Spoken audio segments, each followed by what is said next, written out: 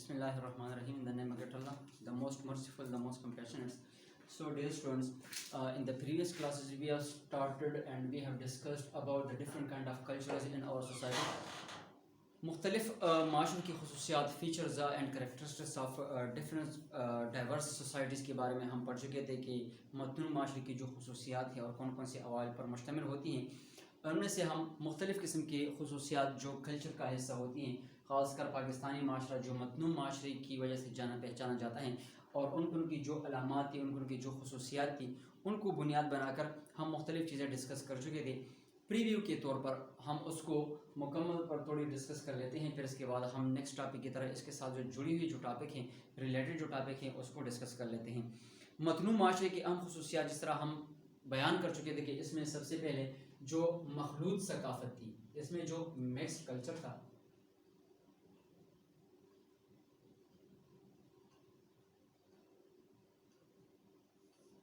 یہ ہم پڑھ چکے تھے کہ ان میں سے تفریق کی تعریف یہ ہے کہ تنوع کسی بھی بنیادی طور پر مختلف اقسام کو کہا جاتا ہے، یعنی مختلف مخلوط ثقافت سے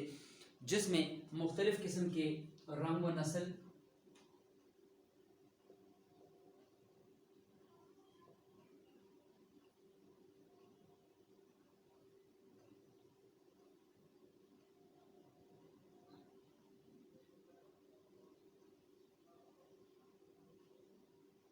لسانی اور پھر اس کے ساتھ ساتھ جتنی بھی دیگر مختلف جو ثقافتوں پر بنیاد پڑتی ہیں،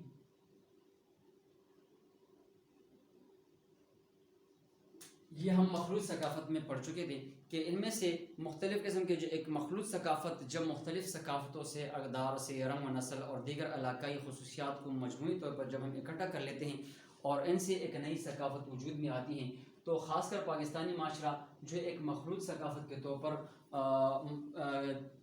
مبنی ہے،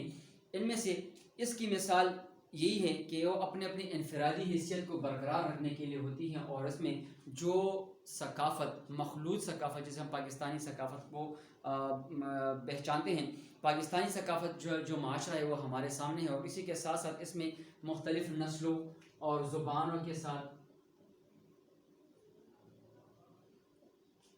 مختلف قسم کی نسلی ثقافتیں اور پھر اس کے بعد زبان اور مختلف ثقافتوں سے مل کر جو ہماری مخلوط ثقافت بن چکی ہیں، وہ ہم ڈسکس کر چکے تھے۔ سب سے پہلے اشتراک سے قومی یا پاکستانی ثقافت جو بن چکے ہیں، اسے ہم پھر بھی گروہ یا انفرادیت پر قائم ہوتی ہیں۔ پھر اس کے ساتھ ساتھ باہمی تعاون کا جو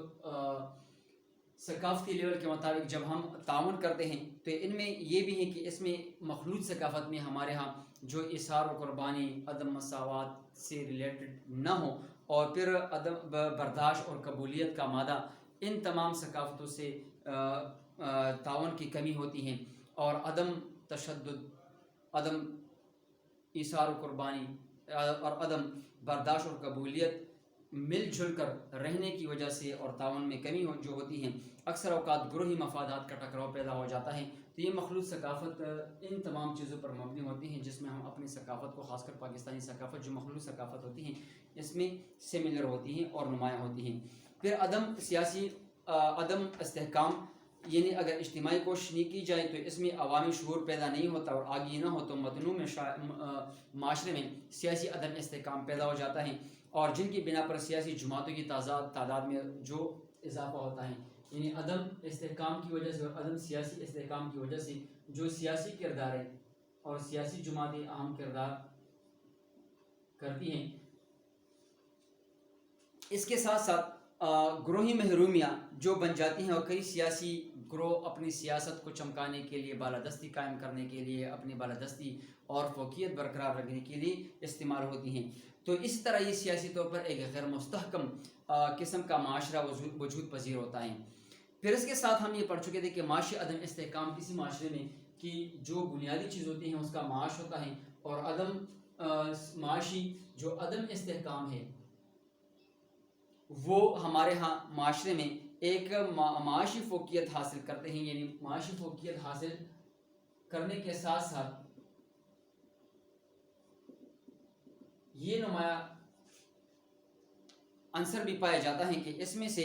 پھر ان تمام چیزیں جو اس کے معیشت یا ملکی معیشت کے قابو میں آ جاتی ہیں وہ دیگر معاشی لحاظ سے مختلف جماعتوں مختلف گروہوں کی کا استحصال یعنی معاشی استحصال جسے ہم کہتے ہیں یہ اس میں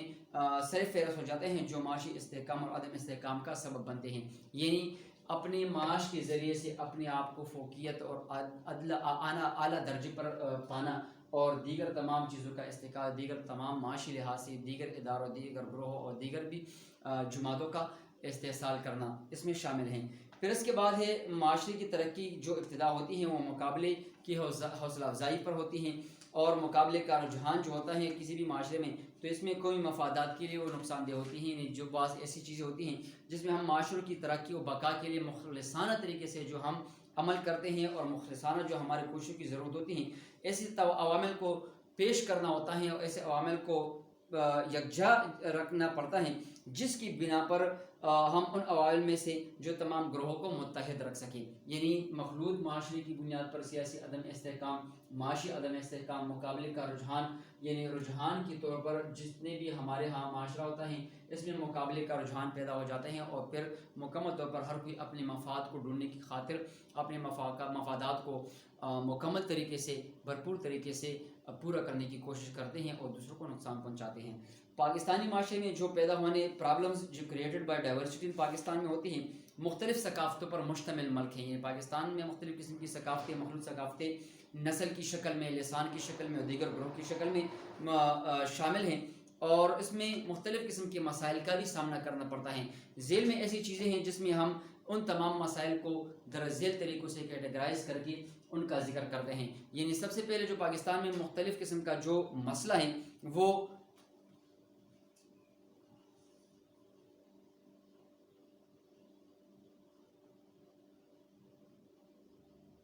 مختلف النسل گروہ بندی کے طور پر ہمارے ہاں پیش آتا ہے، یعنی مختلف قسم کے نسل کے لوگ گروہ بندی کی شکل میں باہمی ٹکراؤ کا باعث بنتا ہے، اور اسی کے ساتھ ساتھ تعلیم اور عوامی شعور کم ہے۔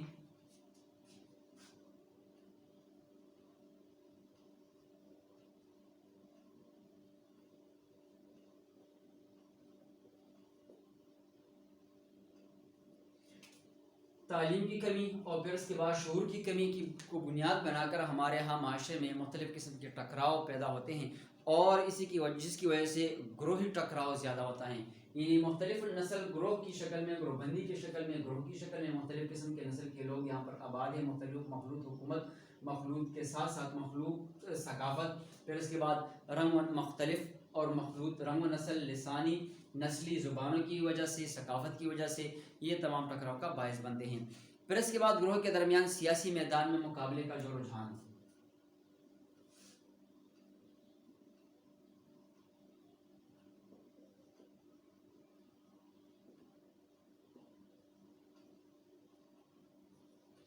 سیاسی میدان میں ہمارے ہاں جو ہمارے معاشرے کا جو حصہ بن چکی ہیں وہ یہ ہے کہ اس میں مقابلے کا رجحان زیادہ ہے، اس وجہ سے سیاست میں علاقائیت کا غلبہ بہت زیادہ ہوتا ہے۔ سیاسی میدان میں علاقائیت مین فیکٹر ہیں، جس میں علاقے کی بنیاد پر بہت زیادہ فوقیت دی جاتی ہیں، اور پھر اس کے بعد اپنے خاندانی اقرا پروری، عزیز پروری اور تمام چیزوں کو شامل حال ہو کر اور اس میں شامل کر کے تمام لوگوں کو علاقے کی بنیاد پر سیاست میں اس کو جگہ دی جاتی ہیں، جو کہ ہمارے ہاں باہمی ٹکراؤ کا باعث بنتی ہیں۔ دوسری بات اس میں یہ بیان کی جاتی ہے کہ اس میں صوبائیت کا غلبہ بہت زیادہ ہوتا ہے۔ سیاسی میدان میں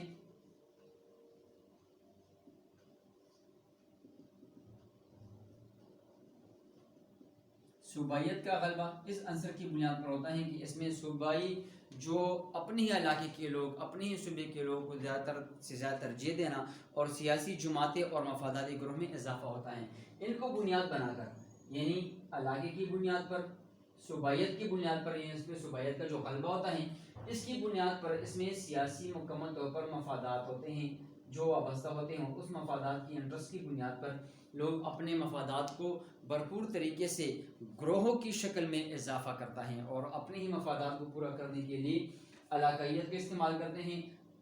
صوبائیت کے غلبوں کا استعمال کرتے ہیں، اور اس میں سیاسی میدان میں جو مقابلہ ہوتا ہے ان میں ٹکراؤ کی شکل میں تمام لوگوں اس کی گرفت میں آ جاتے ہیں اور اس میں گروہ بندی پیدا ہو جاتی ہے۔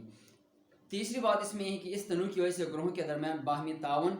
امداد، قربانی اور یکجہتی کے اقدار جو ہوتے ہیں وہ ناپید ہوتے جا رہے ہیں۔ یعنی ان تمام تنوع کی وجہ سے ہمارے ہاں جو مکس کلچر ہیں، جو متنوع معاشرہ پاکستان کی خصوصیات یا اس کے معاشرے کی جو خصوصیات ہم بیان کرتے ہیں، اس میں یہ عنصر بھی ہوتے ہیں کہ اس مخلوط ثقافت کی بنیاد پر ہمارے ہاں سیاسی عدم استحکام کا زیادہ ہونا، پھر اس کے بعد ہمارے ہاں معاشی عدم استحکام، پھر مقابلے کا رجحان، جس طرح ہم علاقائیت کی بنیاد پر اور پھر صوبیت کا غلبے کی بنیاد پر اپنے مفادات کو یعنی ذاتی مفادات کو ترجیح دینا اور ان کی پہ تکمیل کے لیے مکمل طور پر تمام چیزوں کو اپنے ساتھ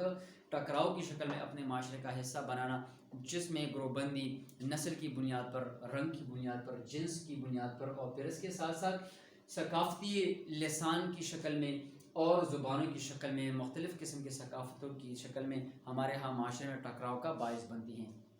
ان تمام امور میں جس طرح بھی ہم ثقافتوں کو ڈسکس کر لیتے ہیں، پھر اپنے ہی ہمارے ہاں معاشرے میں جو اقدار ہوتے ہیں، جو ہمارے ہیومن ویلیوز ہوتی ہیں، اور پھر اس میں سے ہمارے ہاں جو عقائد ہوتے ہیں، یہ بیسک طور پر یا بنیادی طور پر بہت زیادہ کردار ادا کرتے ہیں، جس کی بنیاد پر ہمارے ہاں مختلف ثقافتوں میں اور ہمارے ہاں مختلف معاشروں میں جتنی بھی ثقافتی اقدار ہوتی ہیں،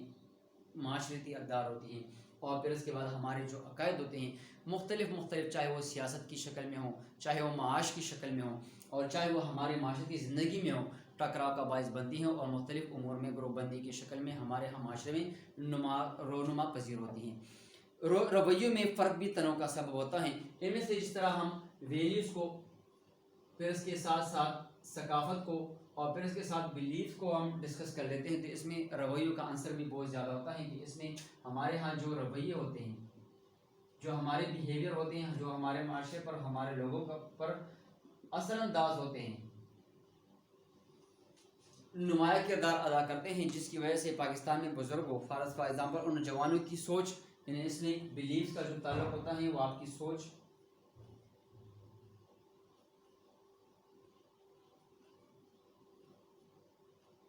تھنکنگ کی بنیاد پر،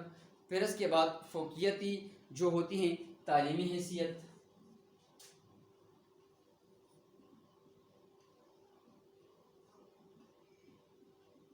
جو اپنی جو ایجوکیشن یا اکیڈمک جو ایبیلٹیز ہوتی ہیں اسی کی بنیاد پر، اور رویوں میں فرق نسل کی وجہ سے،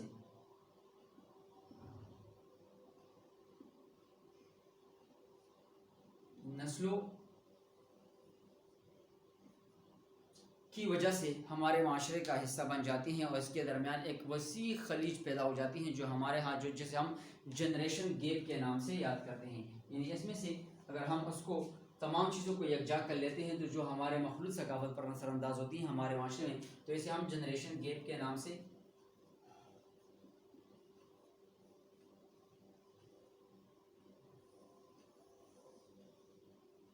کہ اس میں ہمارے ہاں جو جتنی بھی سوچ ہوتی ہیں وہ درمیان فرق نسلوں کے درمیان خلیج پیدا کر لیتی ہیں اور سبب بنتی ہیں، اور یہ ترقی اور سماجی تغیر کے راستے میں ایک اہم رکاوٹ ہوتی ہیں اور ملک کی ترقی سست روی کا شکار ہوتی ہیں۔ تنوع کی وجہ سے پاکستانی معاشرے میں غیر صحت مندانہ اقدار وجود پذیر بھی ہوتے ہیں، یعنی جتنی بھی ہمارے ہاں جو معاشرتی اقدار ہوتے ہیں، جو رویے ہوتے ہیں، جتنی بھی اخلاقی اور اقدار کے طور پر جس طرح ہم اپنے تمام ثقافت کو، تمام اقدار کو اور تمام بلیفز کو یکجا کر لیتے ہیں رویوں کی شکل میں، تو ان میں سے ہمارے ہاں جتنی بھی تمام فیکٹر جو نمایاں کردار ادا کرتے ہیں وہ اس پر اثر انداز ہوتی ہیں اور اسی کے مطابق ہمارے معاشرے کا حصہ بن جاتی ہیں۔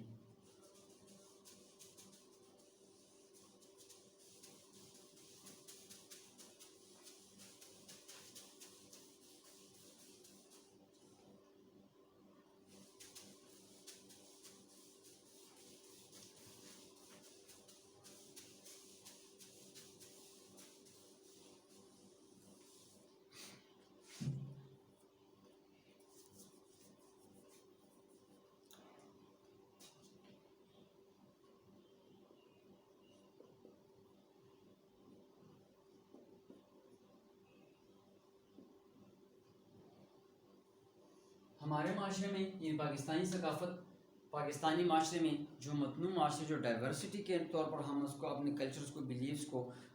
اس میں شمار کرتے ہیں، تو اس میں سب سے پہلے اگر ہم جائزہ لے یا غور کریں تو دیگر ثقافتیں یعنی اقدار اور پھر اس کے ساتھ عقائد کا گہرا اثر ہوتا ہے. یہی حقیقی تغیر سماجی جسے ہم کیا کہتے ہیں سماجی تغیر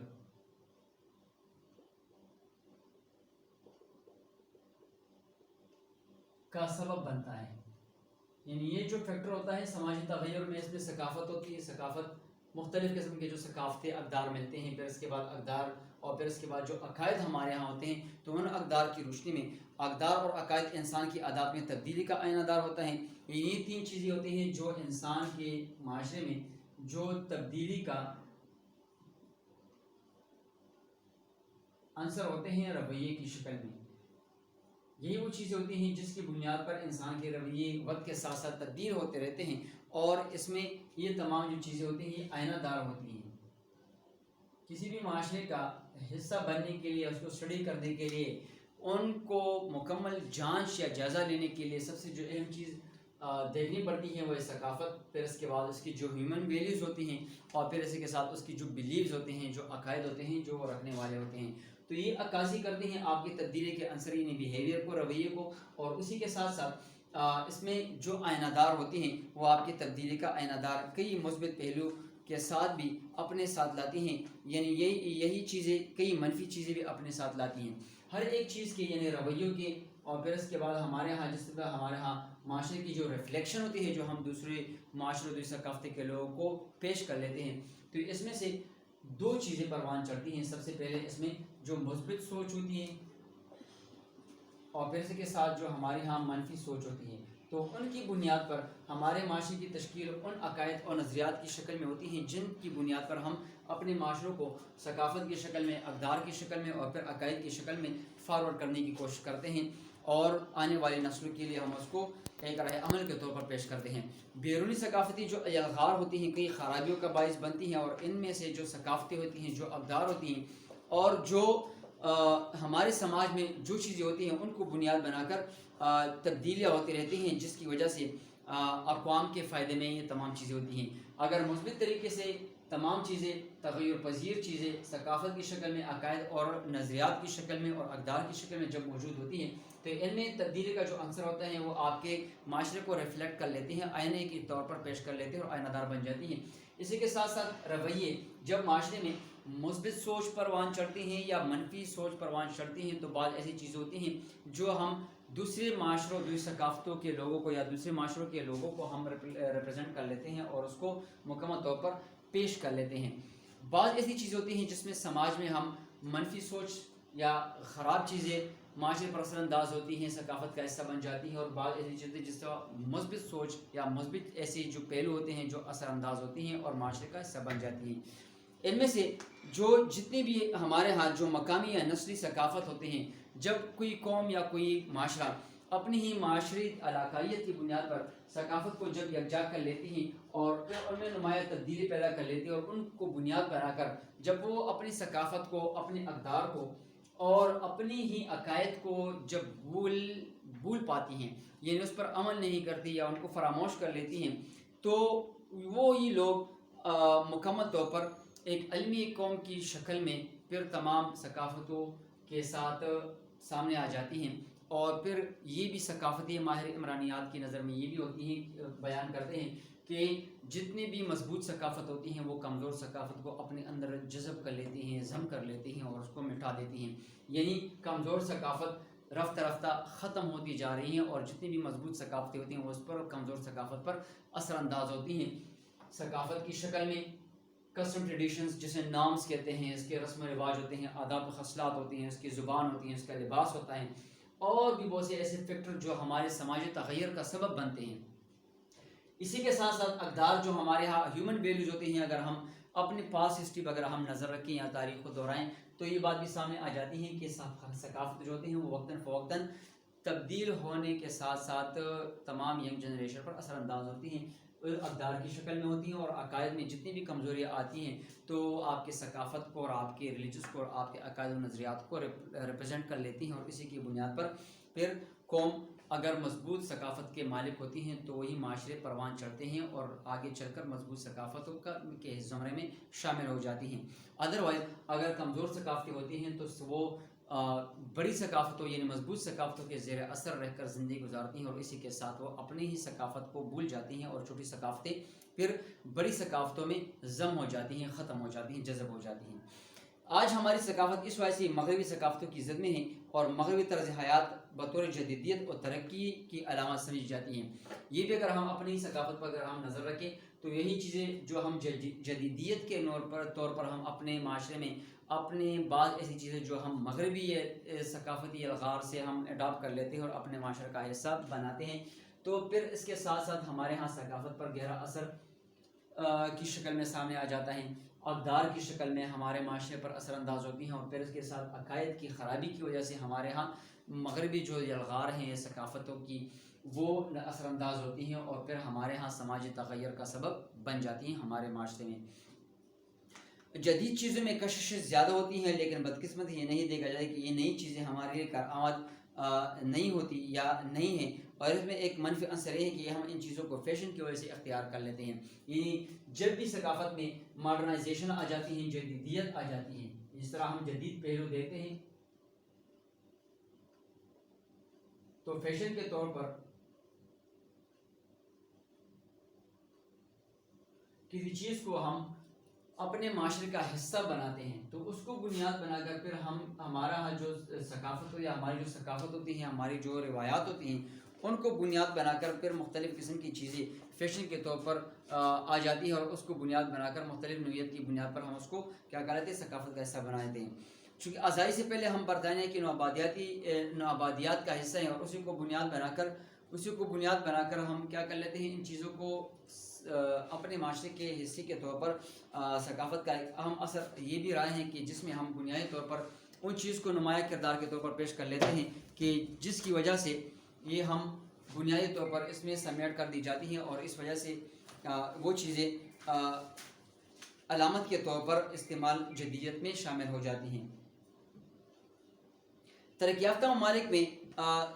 ملازمت یا کاروبار کے لیے عرصہ دراز تک جو مقیم رہتے ہیں اور پھر واپس آ جاتے ہیں، تو اس میں بنیادی طور پر یہ بھی بیان کی جاتی ہے کہ اس میں اقدار مختلف قسم کے معاشروں کے مختلف قسم کے ثقافتوں کے اقدار وہ اپنے ساتھ لے کے آتے ہیں، اور پھر اسی کے ساتھ ساتھ ہمارے معاشرے میں بیرونی اقدار کی شکل میں ہوتی ہیں، ثقافتیں ہوتی ہیں اور روایات ہوتی ہیں، عقائد ہوتے ہیں، وہ نفوذ پذیر ہوتی ہیں، جس کے ساتھ اچھے اور برے قسم کے اثرات بھی مرتب ہوتے ہیں۔ ان میں سے جو چیزیں ثقافتوں پر زیادہ نمایاں اثر انداز ہوتی ہیں وہ یہی ہوتی ہیں کہ جو دیگر معاشروں سے دیگر ثقافتوں سے جب لوگ باہر سے آ جاتے ہیں، ہمارے مختلف قسم کی ثقافتیں کی جو عادات و خصلات ہوتی ہیں، رسم و رواج، لباس ہوتی ہیں، زبانیں ہوتی ہیں، خوراک ہوتی ہیں،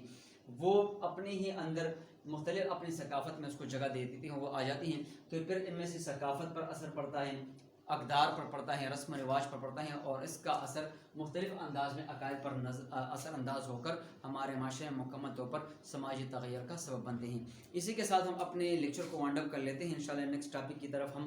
نیکسٹ کلاس میں حاضر ہوں گے، تب تک کے لیے اجازت، اللہ حافظ، تھینک یو سو مچ۔